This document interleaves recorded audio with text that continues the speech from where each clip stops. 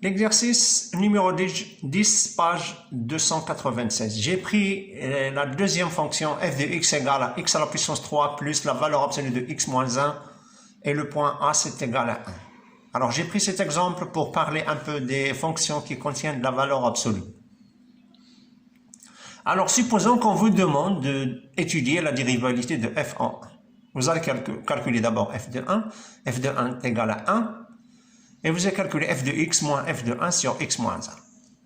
Alors, et vous allez remplacer f de x par x à la puissance 3 plus la valeur absolue de x moins 1. Alors, tenez bien qu'on ne peut jamais calculer une limite qui contient la valeur absolue.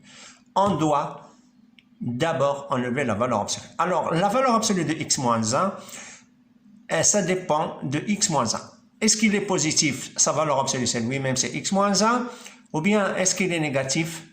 Sa valeur absolue, c'est son opposé. Alors, x moins 1 est supérieur à 0, ça veut dire que x est plus grand que 1, supérieur à 1. Donc, si x est supérieur à 1, la fonction devient x à la puissance 3 plus x moins 1. Et si x est inférieur à 1, f de x, ça sera x à la puissance 3 moins x plus 1. Alors, on a calculé la valeur absolue de x moins 1 selon x supérieur à 1 ou x inférieur à 1.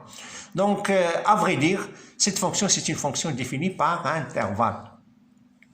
Et c'est pour cela qu'on ne peut pas étudier la dérivabilité directement au point 1. On doit étudier la dérivabilité à gauche de 1 et la dérivabilité à droite de 1, séparément. Et puis, en comparant les résultats, on peut dire qu'elle est dérivable en 1 ou non. D'accord? Alors, commençons par la dérivabilité à droite de 1, c'est-à-dire x plus grand que 1. Plus x plus grand que 1, la fonction c'est x à la puissance 3 plus x moins 1. Moins f de 1 qui est 1, alors ça donne x à la puissance 3 plus x moins 2. Alors en faisant une division euclidienne de x à la puissance 3 plus x moins 2 par x moins 1, je vais obtenir x au carré moins x plus 2 facteur de x moins 1. Et en simplifiant et en remplaçant x par 1, je vais obtenir qui est égal à 2. C'est un nombre réel, donc f est dérivable à droite de 1. Et ce nombre que j'ai trouvé, s'appelle le nombre dérivé à droite de 1. Donc f' d est égal en 1 égale à 2. Alors, et même si on nous demande une interprétation géométrique de ce résultat qu'on a trouvé, qu'est-ce qu'on va dire? C de f admet une demi-tangente de coefficient directeur 2 à droite du point 1, 1. 1, c'est f de 1, c'est égal à 1. Alors là, c'est cette réponse lorsqu'on nous demande une interprétation géométrique. Dans cet exercice, on ne va pas donner cette interprétation géométrique parce qu'on va attendre jusqu'à, on va voir à ce qu'on étudie la dérivabilité à gauche. Alors, passons à la dérivabilité à gauche de 1. f de x moins f de 1 sur x moins 1 lorsque x tend vers 1 par valeur inférieure. Alors la fonction, lorsque x tend vers par valeur inférieure, c'est x à la puissance 3 moins x plus 1. Alors plus 1 moins 1, c'est 0. Ça devient x à la puissance 3 moins x. Factorisons par x, ça donne x facteur de x au carré moins 1. X au carré moins 1, c'est aussi une identité remarquable, c'est x moins 1 facteur de x plus 1.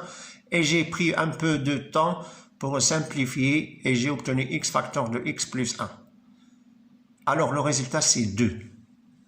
Donc, qu'est-ce qu'on va dire? F est dérivable à gauche de 1 et le nombre dérivé à gauche de 1 est égal à 2.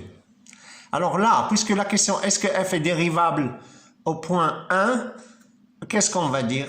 Puisque f est dérivable à gauche et à droite de 1, et puisque c'est pas suffisant, la troisième condition, le nombre dérivé à gauche de 1 est égal au nombre dérivé à droite de 1 est égal à 2, alors f est dérivable en 1.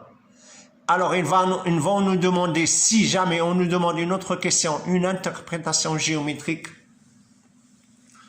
f est dérivable en 1. C'est-à-dire à gauche et à droite, c'est la même tangente. Donc, il y a une droite, la demi-tangente à droite de coefficient directeur 2, la demi-tangente à gauche, tracée en rouge pour le voir bien, c'est de même coefficient, donc ça forme une même droite, c'est la tangente en ce point.